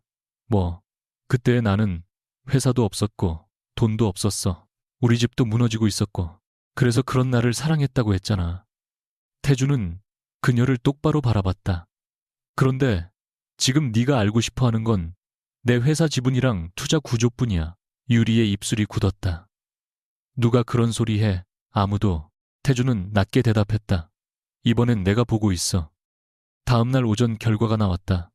경쟁사 측에서 세린테크에 비공식적으로 제시한 조건은 시안의 손익분기 가격과 정확히 일치했다. 재무팀도 전략기획팀도 몰랐던 숫자였다. 그 자료에 접근할 수 있었던 사람은 태준과 최 실장, 그리고 비서실 서버를 통해 출력 권한을 가진 극소수뿐이었다. 최 실장이 보안팀 기록을 확인하며 말했다. 시안은 대표님이 출력한 한 부 외에는 외부 반출 기록이 없습니다. 태준의 얼굴이 어두워졌다. 그는 전날 밤 그 자료를 서류 가방에 넣어 자신의 차로 가져갔다. 그리고 유리는 회사 로비에서 그를 기다리다 잠시 차에 먼저 올라가 있었다. 서한은 아무 말도 하지 않았다. 태준이 스스로 연결하도록 기다렸다. 그가 한참 뒤 물었다. 차량 내부 영상은 최 실장이 난처한 표정으로 말했다. 실내 카메라는 없습니다. 다만 주차장 CCTV를 보면 한유리 씨가 차량에 혼자 있던 시간이 약 11분입니다. 태준은 이를 악물었다. 여전히 직접적인 증거는 아니었다. 그때 서하가 입을 열었다. 여기서 더 밀어붙이면 안 돼요. 태준이 그녀를 바라봤다. 왜 우리가 원하는 건 사람 하나를 몰아세우는 게 아니라 유출 경로를 막는 거예요. 아직 한유리 씨가 직접 자료를 넘겼다고 확정할 수 없습니다. 태준은 씁쓸하게 웃었다. 내가 오히려 유리를 감싸네. 감싸는 게 아니라 절차를 지키는 거예요. 서하가 단호하게 말했다. 당신이 어제까지 감정으로 믿었다면 오늘은 감정으로 미워하면 안 돼요. 그 말에 태준은 아무 대답도 하지 못했다. 결정적인 증거는 예상보다 빨리 나왔다. 세린테크와 미래 인베스트먼트 사이에 공식 협상 자리에서 박도현 이사가 무심코 C 안에만 적혀있던 내부 프로젝트 코드명을 입에 올린 것이다. 그 단어는 대외 문서에 한 번도 쓰인 적이 없었다. 태준은 회의 도중 표정 하나 바꾸지 않았지만 손에 쥔 펜이 멈췄다. 협상이 끝난 뒤 그는 박도현을 따로 불렀다. 방금 말한 코드명 어디서 들으셨습니까? 박도현은 잠깐 당황했지만 곧 웃었다. 업계에서는 다 아는 얘기 아닙니까? 아닙니다. 태준의 목소리가 낮아졌다. 그 이름을 아는 건 내부 사람뿐입니다. 박도현의 표정이 굳었다. 그는 변명하려 했지만 태준은 더 압박하지 않았다. 그럼 공식적으로 확인하겠습니다. 앞으로 이거는 저희 법무팀과 이야기하시죠. 그날 저녁 미래 인베스트먼트 측은 갑자기 협상을 보류하겠다고 통보했다. 동시에 한유리가 태준에게 여러 차례 전화를 걸었다. 태준은 세 번째 전화에서야 받았다. 태준아, 지금 어디야? 그녀의 목소리는 평소보다 급했다. 회사, 우리 만나야 해. 나도 그래. 태준은 아주 차분하게 말했다. 이번에는 네가 설명해야 할 게 많아. 전화기 넘어가 조용해졌다. 그리고 그 침묵만으로도 태준은 이미 많은 것을 알고 있었다. 유리는 결국 해원 캐피탈이 아닌 세린테크의 작은 회의실로 불려왔다. 태준은 일부러 서하를 처음부터 부르지 않았다. 자신이 직접 확인해야 했다. 유리가 들어오자마자 말했다. 왜 이런 데서 만나? 태준은 테이블 위에 몇 장의 자료를 놓았다. 미래 인베스트먼트의 접촉 기록, 시안의 코드명, 그리고 박도현과 유리가 같은 호텔 라운지에 있었던 날짜였다. 설명해. 유리는 자료를 훑어보더니 얼굴을 굳혔다. 이걸 다 조사한 거야. 설명부터 해. 태준아, 나 범죄자 취급하는 거야. 회사 내부 정보가 경쟁사로 넘어갔어. 태준의 목소리가 처음으로 떨렸다. 그리고 그 정보가 네가 접근할 수 있었던 자료랑 계속 겹쳐. 유리는 입술을 깨물었다. 내가 일부러 그런 게 아니야. 태준의 눈빛이 멈췄다. 완전한 부정이 아니었다. 무슨 뜻이야? 유리는 고개를 숙였다가 결국 말했다. 박도현이 나한테 제안했어. 세린테크가 지금처럼 커지면 해원 쪽이 결국 경영권까지 가져갈 거라고. 네가 위험하다고 했어. 그래서 내가 너를 도울 수 있다고 생각했어. 태준이 헛웃음을 터뜨렸다. 내 회사 정보를 넘겨서 처음에는 그냥 시장 상황만 알려줬어. 네가 어떤 사업을 준비하는지 정도. 근데 그쪽에서 약속했어. 네가 해원 영향력에서 벗어나면 새로운 투자 구조를 만들어주겠다고, 나한테도 자리 하나 준다고 했고. 마지막 말이 나온 순간 태준의 표정이 완전히 식었다. 유리는 자신이 한 말을 깨닫고 급히 덧붙였다. 그게 목적은 아니었어. 아니긴. 태준의 목소리는 오히려 조용했다. 너한테도 자리를 준다고 했다고. 유리의 눈에 눈물이 차올랐다. 나도 내 인생이 필요했어. 그래서 내 회사 이용했어. 너는 모르잖아. 유리가 손으로 눈물을 훔쳤다. 우리 집에서 나는 항상 교환 카드였어. 누구랑 결혼할지, 어디서 일할지 전부 집에서 정했어. 예전에 너랑 헤어진 것도 내가 널 버리고 싶어서 그런 게 아니야. 아버지가 네가 망한 집안 아들이라고 했어. 너랑 있으면 나까지 아무것도 못 가진다고. 태주는 그 말을 듣고 얼굴을 굳혔다. 오랫동안 품고 있던 상처가 현실의 언어로 돌아왔다. 그래서 떠난 거네. 겁났어. 그런데 지금은 내가 성공하니까 돌아왔고, 처음엔 정말 너 때문이었어. 유리가 급히 말했다. 근데 돌아와 보니까 네 옆에 윤서아가 있잖아. 그 여자는 돈도 회사도 다 가지고 있었어. 나는 또 아무것도 없는 사람이 된 것 같았어. 유리의 목소리가 무너졌다. 나도 한 번쯤은 선택하는 사람이 되고 싶었어. 선택당하는 사람이 아니라. 태주는 그녀를 바라보며 처음으로 알았다. 유리도 상처받은 사람이었다. 하지만 상처가 다른 사람의 회사를 팔아넘길 권리는 주지 않았다. 네가 힘들었던 건 이해해. 태준이 말했다. 유리의 눈빛에 희망이 떠올랐다. 그러나 다음 말이 그것을 잘라냈다. 그래도 내가 덮어줄 수는 없어. 유리는 자리에서 벌떡 일어났다. 태준아, 법무팀이 확인할 거야. 네가 실제로 넘긴 정보 범위와 회사 손해를 나를 고소하겠다는 거야. 그건 조사 결과에 따라 결정할 거야. 태준은 처음으로 과거의 추억보다 대표이사로서의 책임을 선택했다. 하지만 적어도 세린테크 관련 일에는 다시 관여하지 마. 유리는 믿을 수 없다는 얼굴로 그를 바라봤다. 윤서아 때문에 태준은 잠시 눈을 감았다가 다시 떴다. 아니, 거짓말하지 마. 서아가 아니었어도 똑같이 했어야 했어.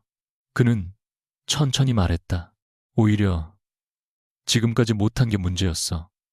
나는 내가 사랑했던 기억이라는 이유로 너한테 확인해야 할 것도 안 물었어. 유리의 얼굴이 하얗게 질렸다. 우리 사이가 겨우 이거였어. 아니, 태주는 씁쓸하게 웃었다. 그래서 더 오래 잘못 봤던 거겠지. 유리는 한참 그를 노려보다 가방을 집어들었다.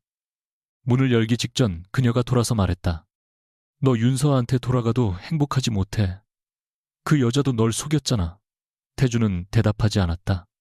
유리가 떠난 뒤에도 그 말은 오래 남았다. 서하 역시 자신에게 진실을 숨겼다. 그러나 이제 태주는 두 거짓말이 같지 않다는 것과 그렇다고 서하의 거짓말이 아무 잘못도 아닌 것은 아니라는 사실을 동시에 받아들일 수 있었다.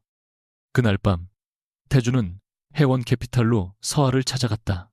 직원들이 거의 퇴근한 사무실에서 그녀는 혼자 보고서를 읽고 있었다.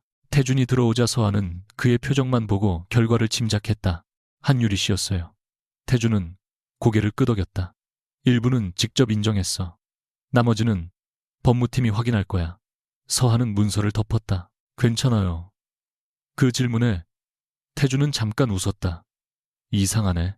내가 너한테 그런 질문을 했을 때는 너무 늦었는데. 서하는 아무 말도 하지 않았다. 태준은 창가로 걸어가 야경을 바라봤다. 나는 유리를 사랑한 게 아니라 그때의 나를 사랑했던 건지도 몰라.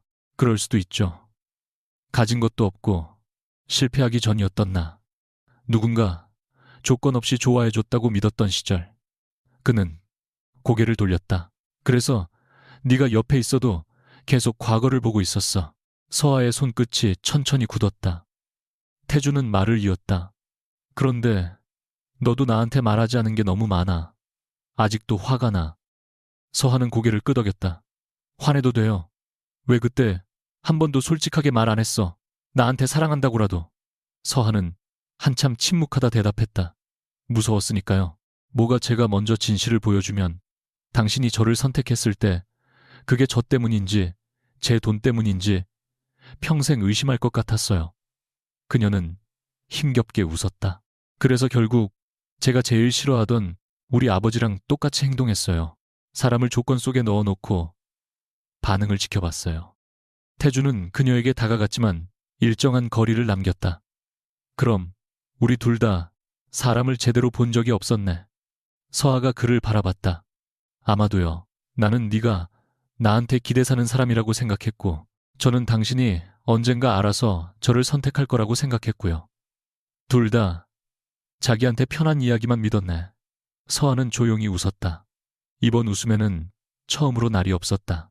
태준도 따라 웃지는 못했지만 얼굴에서 힘이 조금 빠졌다. 그는 잠시 망설이다 말했다. 오늘 유리한테 회사에서 손 떼라고 했어. 서하의 표정은 크게 변하지 않았다. 잘했어요. 그게 끝이야. 뭐라고 해야 해요. 조금은 기뻐할 줄 알았어. 서하는 고개를 저었다. 당신이 한유리 씨를 버려서 제가 이긴 게 아니에요. 그녀는 자리에서 일어나 태준을 바라봤다. 당신이 처음으로 과거보다 사실을 선택한 건 잘한 일이에요. 그건 당신 인생을 위해 필요한 선택이지. 저한테 돌아오기 위한 선택이어선 안 돼요. 태준은 그 말을 듣고 한동안 움직이지 않았다. 예전의 자신이라면 그것을 거절처럼 받아들였을 것이다. 그러나 이제는 알 것 같았다. 서아는 자신을 밀어내는 것이 아니라 처음으로 아무것도 조종하지 않고 그대로 서 있게 두고 있었다. 태준이 사무실을 나가기 전 서하가 그를 불렀다. 강 대표님. 그는 돌아봤다. 서하는 책상 위에 놓인 세린테크 경영평가 자료를 손끝으로 눌렀다. 다음 주 이사회에서 대표이사 재신임 안건이 올라갈 거예요. 태준의 눈빛이 가라앉았다. 네가 올린 거야. 제가 제안했어요. 결국 자르려는 건가? 서하는 고개를 저었다. 아니요. 이번에도 제가 답을 정하지 않을 겁니다. 지난 몇 년 동안 당신이 만든 성과와 제가 만든 지원을 분리해서 평가할 거예요. 앞으로 세린테크를 이끌 자격이 있는지 당신이 직접 증명하세요. 태주는 잠시 그녀를 바라보다 천천히 고개를 끄덕였다. 좋아. 예전처럼 화를 내지도 그녀에게 유리한 표를 요구하지도 않았다. 회원표도 특별 대우하지 마. 이번에는 서하가 조금 놀랐다. 태준이 씁쓸하게 웃었다. 나도 이제 알고 싶어. 내가 어디까지 진짜였는지. 그는 문을 열고 나갔다. 서하는 홀로 남아 닫힌 문을 한참 바라봤다. 두 사람 사이에는 아직 사랑보다 더 많은 상처가 남아 있었다. 하지만 처음으로 그 상처를 돈도 거짓말도 과거도 아닌 자신의 선택으로 마주하기 시작했다. 그리고 일주일 뒤 열릴 이사회는 강태준에게 회사의 대표 자리를 지킬 수 있는지를 묻는 자리인 동시에 평생 타인의 도움을 부정하며 살아온 남자가 자신의 진짜 능력과 한계를 인정할 수 있는지를 시험하는 첫 무대가 될 예정이었다. 세린테크 대표이사 재신임 이사회가 열리는 날 강태준은 누구보다 먼저 회의실에 들어왔다. 일주일 전까지만 해도 그가 앉는 상석은 당연히 자신의 자리처럼 느껴졌지만 오늘은 달랐다. 테이블 위에 놓인 이름표 하나조차 주주와 직원들이 잠시 맡겨둔 책임처럼 보였다. 윤서아는 정각이 되기 직전 박 전무와 함께 들어왔다. 두 사람은 눈이 마주쳤지만 사적인 인사는 하지 않았다. 회의가 시작되자 태주는 준비한 발표 자료를 직접 띄웠다. 첫 장에는 세린테크의 지난 5년간 성과가 아니라 실패와 외부 지원 내역이 적혀 있었다. 이사들이 술렁이자 그가 먼저 입을 열었다. 오늘 저는 제가 얼마나 대단한 대표였는지 설명하러 온 게 아닙니다. 오히려 제가 무엇을 제 능력이라고 착각했는지부터 말씀드리겠습니다. 그는 회원 캐피탈이 자금 위기 때 투입했던 자금 외부 기관과의 연결, 자신이 알지 못했던 위기 완충 역할을 하나씩 공개했다. 이 지원이 없었다면 세린테크는 지금보다 훨씬 느리게 성장했거나 중간에 멈췄을 가능성이 큽니다. 그걸 인정합니다. 한 사회이사가 물었다. 그렇다면 강 대표 본인의 경영 성과는 무엇이라고 생각합니까? 태주는 잠시도 피하지 않았다. 지원받을 기회가 있었던 것과 그 기회를 사업으로 만드는 건 다른 일입니다. 저는 그 둘을 분리해서 증명하겠습니다. 회사가 저를 다시 선택한다면요. 그가 제시한 것은 화려한 성장 계획이 아니었다. 정보 접근 권한을 축소하고 대규모 계약에는 복수부서 검토 절차를 두며 특정 투자사에 지나치게 의존하지 않도록 자금 조달 구조를 분산하겠다는 계획이었다. 신규 플랫폼 사업 역시 당장의 매출을 위해 불리한 조건을 받아들이지 않고 핵심 기술 경쟁력을 다시 검증하기로 했다. 무엇보다 태주는 자신의 권한부터 줄였다. 대표이사가 혼자 밀어붙일 수 있었던 몇몇 의사결정은 이사회와 전문위원회의 검토를 받도록 하겠다고 스스로 제안했다. 예전의 강태준이라면 자신을 믿지 못하는 제도라고 반발했을 내용이었다. 대표의 권한이 줄어드는데 굳이 직접 제안하는 이유가 뭡니까? 다른 이사가 묻자 태주는 잠시 서하를 바라봤다가 다시 정면을 봤다. 저는 도움받는 걸 약함이라고 생각했습니다. 그래서 누가 제게 손을 내밀었는지도 보지 않았고 누군가 저를 통제하려 한다고 느끼면 먼저 공격했습니다. 그런데 회사는 대표의 자존심을 지키기 위해 존재하는 곳이 아닙니다. 그의 목소리는 낮았지만 단단했다. 제가 정말 능력이 있다면 견제받아도 증명할 수 있어야 합니다. 그렇지 못하다면 이 자리에 있을 이유가 없습니다. 서한은 아무 표정 없이 그의 말을 들었지만 책상 아래에서 맞잡은 손끝에는 힘이 들어가 있었다. 그가 이런 말을 하기까지 얼마나 큰 것을 버려야 했는지 누구보다 잘 알고 있었다. 발표가 끝나자 이번에는 서하에게 질문이 쏟아졌다. 해원캐피탈은 51% 의결권을 확보한 이후에도 강 대표를 유지할 생각입니까? 서하는 곧바로 대답하지 않았다. 대신 준비해온 한 장의 원칙안을 화면에 띄웠다. 해원은 앞으로 세린테크를 개인 회사처럼 운영하지 않을 겁니다. 저 역시 마찬가지입니다. 그녀는 지배주주의 영향력을 이용해 특정 사업이나 인사를 비공식적으로 지시하지 않겠다고 선언했다. 주요 투자 판단은 기록을 남기고 이해관계가 충돌하는 사안에서는 독립 이사들의 검토를 받도록 했다. 한 이사가 날카롭게 물었다. 윤 대표님과 강 대표님의 개인적 관계를 고려하면 완전한 분리가 가능하겠습니까? 회의실이 조용해졌다. 서하는 태준을 보지 않고 말했다. 그래서 더 분리해야 합니다. 저는 과거에 가장 가까운 사람을 돕는다는 이유로 회사의 뒤에서 너무 많은 것을 결정했습니다. 결과가 좋았다고 방식까지 옳았던 건 아닙니다. 태준이 천천히 고개를 들었다. 서하는 말을 이어갔다. 강 대표의 재신임 여부도 제 개인 감정으로 결정하지 않겠습니다. 오늘 회원 측은 사전에 정한 평가 기준에 따라 투표합니다. 그 순간 태준은 이상하게 안도했다. 서하가 자신을 사랑하기 때문에 지켜주는 것도 미워하기 때문에 내치는 것도 아니었다. 처음으로 두 사람 사이에 돈과 감정이 아닌 원칙이 놓였다. 긴 논의 끝에 결과가 나왔다. 강태준은 대표이사직을 유지했다. 다만 임기는 우선 1년으로 정해졌고 그동안 경영 투명성과 신규 사업 성과를 다시 평가받기로 했다.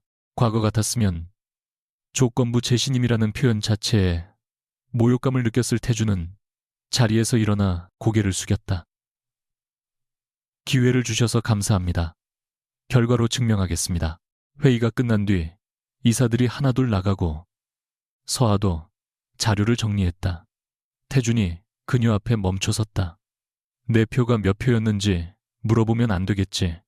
서하가 글을 올려다봤다. 알고 싶어요. 아니, 태준이 작게 웃었다. 예전 같으면 제일 먼저 물었을 텐데 지금은 안 알고 싶어. 오늘 결과를 네 마음이라고 착각하고 싶지 않아서. 서하의 표정이 조금 부드러워졌다. 많이 달라졌네요. 칭찬이야. 관찰이에요. 그 말투 여전하네. 둘 사이에 아주 짧은 웃음이 흘렀다. 그러나 태주는 곧 진지해졌다. 서하야, 회사는 회사고 우리 얘기는 아직 안 끝났지. 그녀의 손이 멈췄다. 끝난 거 아니었어요. 이혼 서류까지 정리했는데 법적인 관계는 끝났지. 태주는 그녀를 바라봤다. 내가 너한테 한 일에 대한 얘기가 안 끝났다는 뜻이야. 서하는 눈을 피하지 않았다. 사과하려고요. 사과만 하고 편해지려고 온 건 아니야. 며칠 뒤 한유리에 대한 내부 조사도 마무리됐다. 세린테크는 그녀가 실제로 접근해 전달한 정보의 범위를 확인했고 회사가 입은 손실과 관련해 필요한 절차를 밟기로 했다. 태주는 조사 과정에 개인적으로 개입하지 않았다. 유리 역시 일부 사실을 인정하고 협조했다. 그녀가 모든 것을 잃고 사회에서 사라지는 식의 결말은 아니었다. 다만 미래 인베스트먼트가 약속했던 자리는 당연히 사라졌고 그녀가 기대했던 투자업계 경력도 한동안 멀어졌다. 출국하기 전 유리는 태준에게 마지막으로 만나달라고 했다. 두 사람은 사람 없는 카페에서 마주 앉았다. 유리는 오래전보다 훨씬 지친 얼굴이었다. 나 아직도 네가 미워. 그녀가 말했다. 태준은 조용히 들었다. 네가 성공하고 나니까 내가 버린 사람이 얼마나 멀리 갔는지 확인하고 싶었어. 그리고 다시 나를 선택하면 내가 과거에 틀리지 않았다고 믿을 수 있을 것 같았어. 태준은 천천히 고개를 끄덕였다. 나도 비슷했어. 네가 돌아와서 나를 선택하면 실패했던 과거가 보상받는다고 생각했으니까. 유리가 씁쓸하게 웃었다. 결국 우리는 서로를 사랑한 게 아니라 서로에게서 옛날의 자신을 찾고 있었네. 헤어지기 전 유리가 말했다. 윤서한테 잘해. 그런데 미안해서 사랑한다고 착각하진 말고. 그 말에 태주는 잠시 멈췄다. 처음으로 유리가 자신에게 해준 가장 솔직한 충고처럼 들렸다. 그날 저녁 태주는 한남동 펜트하우스로 돌아가 서랍 깊숙이 넣어둔 것을 꺼냈다. 서하가 두고 간 낡은 만년필과 50억 이체 확인 내역을 인쇄한 종이었다. 실제 돈은 이미 서하의 계좌에서 마지막 지분 매입에 사용되었지만 태준에게 그 숫자는 다른 의미가 되어 있었다. 그는 다음날 서하에게 만나자고 연락했다. 장소는 고급 호텔도 해원 캐피탈 회의실도 아니었다. 새해 전 둘이 결혼 계약을 작성하기 전 처음 만났던 작은 카페였다. 서하는 창가 자리에 앉아 그를 기다리고 있었다. 태준이 만년필과 종이를 테이블 위에 올려놓자 그녀가 눈썹을 살짝 올렸다. 이걸 왜 가져왔어요? 돌려주려고. 몰려 50억은 이미 썼는데. 알아. 태준은 종이를 그녀 쪽으로 밀었다. 돈을 돌려달라는 게 아니라 내가 무슨 짓을 했는지 잊지 않으려고 가져온 거야. 서하는 아무 말도 하지 않았다. 태준은 한참 만년필을 바라보다 말했다. 나는 돈을 주면 책임을 다한 줄 알았어. 네가 옆에 있을 때는 집과 생활비를 줬으니까 좋은 남편이라고 생각했고 보낼 때는 50억을 줬으니까 나쁜 인간까지는 아니라고 생각했어. 그의 웃음은 씁쓸했다. 결국 돈으로 내가 듣기 싫은 감정을 막은 거지.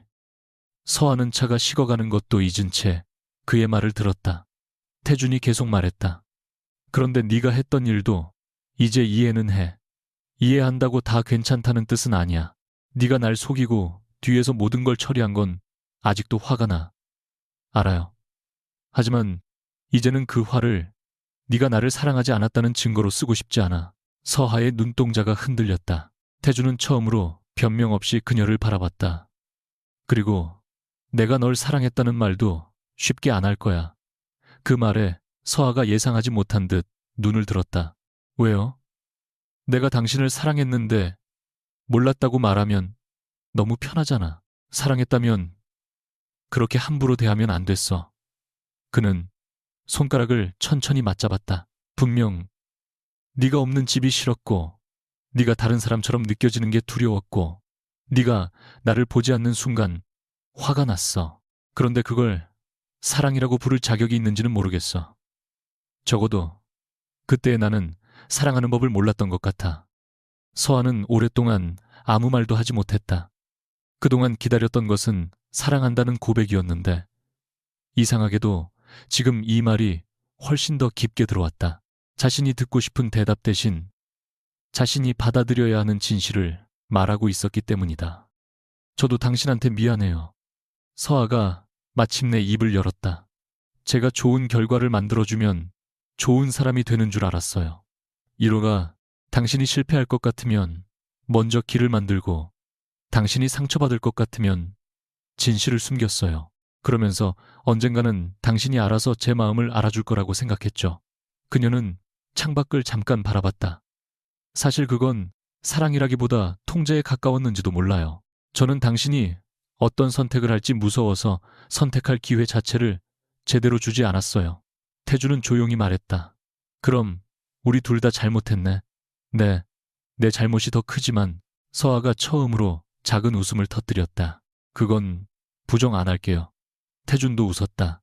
새해의 결혼 생활 동안 이렇게 솔직하게 서로의 잘못을 말하면서 웃어본 적이 없었다. 잠시 후 태준이 물었다. 다시 결혼하자고 하면 거절할 거지? 서아는 망설임 없이 대답했다. 네, 역시 당연하잖아요. 이혼한 지 얼마나 됐다고요.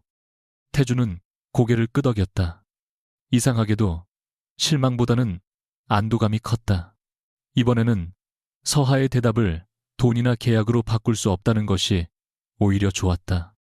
태준은 잠시 숨을 고른 뒤 그녀를 바라봤다. 그럼 결혼 말고 다른 건 물어봐도 돼. 서하가 눈을 가늘게 떴다. 뭔데요?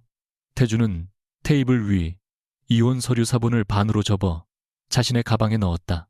그리고 아무런 계약서도 꺼내지 않은 빈손을 테이블 위에 올렸다. 이번에는 계약서도 조건도 없어. 네가 싫다고 하면 끝나는 관계로 시작하고 싶어. 서아의 눈빛이 조금씩 흔들렸다. 태주는 서두르지 않았다. 내가 대표에서 잘리든 네가 회원 지분을 더 늘리든 앞으로 우리가 회사에서 싸우든 그건 그때 해결하고 그거랑 상관없이 그냥 너를 다시 알아가고 싶어. 그는 아주 작게 웃었다. 나랑 다시 만나줄래? 서아는 바로 답하지 않았다. 새해 전의 자신이라면 이 순간을 위해 모든 것을 걸었을 것이다. 하지만 지금의 그녀는 사랑받기 위해 자신을 숨길 생각이 없었다. 누군가를 붙잡기 위해 그의 길을 대신 닦아줄 생각도 없었다. 그래서 이번 대답에는 조건이 하나 필요했다. 그럼 첫 번째 약속부터 해요. 태준의 입꼬리가 올라갔다. 계약 없다며. 계약 말고 약속. 뭔데? 서하는 그의 눈을 똑바로 바라봤다. 이번엔 아무것도 숨기지 않는 거예요. 싫으면 싫다고 말하고, 무서우면 무섭다고 말하고, 도움이 필요하면 필요하다고 말해요. 혼자 상상해서 상대 인생을 대신 결정하지 말고. 태주는 한참 그녀를 바라보다 천천히 고개를 끄덕였다. 좋아. 대신 너도 알아요. 그리고 하나 더. 또 있어요. 첫 데이트 비용은 내가 낼게. 서아가 피식 웃었다. 50억 준 사람이 겨우 커피 사면서 생색내요. 그 50억으로 내 회사 지분 샀잖아. 당신 회사 아니고 이제 우리 주주들 회사예요. 태주는 잠시 말을 잃었다가 결국 웃음을 터뜨렸다. 몇 달 뒤 세린테크는 이전보다 느리지만 안정적인 속도로 움직이고 있었다. 신규 플랫폼 사업은 무리하게 규모를 키우는 대신 수익 구조를 다시 설계했고 정보 관리 체계도 전면적으로 정비됐다. 태주는 여전히 까다롭고 자존심 센 대표였지만 더 이상 회의에서 누군가의 반대를 자신의 권위에 대한 도전으로 받아들이지 않았다. 서하 역시 회원 캐피탈의 투자 결정을 공식적인 절차 밖에서 움직이지 않았다. 두 사람은 회사에서 의견이 충돌하면 실제로 싸웠고 퇴근 후에도 기분이 풀리지 않아 저녁을 취소하는 날도 있었다. 그러나 다음 날에는 왜 화가 났는지 말하려고 노력했다. 화려한 재결합 발표도 없었고 갑작스러운 재혼식도 없었다. 어느 금요일 저녁 태주는 서하와 한강변을 걷다 물었다. 우리 이제 몇 번째 데이트지? 서하는 휴대전화를 보며 말했다. 12번째쯤. 그럼 언제쯤 결혼 얘기 다시 꺼내도 돼. 서하가 걸음을 멈추고 그를 바라봤다. 태주는 즉시 손을 들었다. 알았어. 아직 아니야. 서한은 잠깐 웃다가 그의 손을 잡았다. 태준이 놀라 내려다보자 그녀가 말했다. 대신 이번에는 천천히 가요. 새해 동안 계약으로 묶여 있으면서도 한 번도 제대로 함께 걷지 못했던 두 사람이었다. 이제 둘 사이에는 50억도 51%도 한 유리도 없었다. 다만 서로의 손을 놓을 수도 있다는 자유와 그럼에도 오늘은 잡고 있겠다는 선택이 남아 있었다. 그리고 그 선택이야말로 두 사람이 처음부터 원했지만 한 번도 가져본 적 없던 진짜 관계의 시작이었다.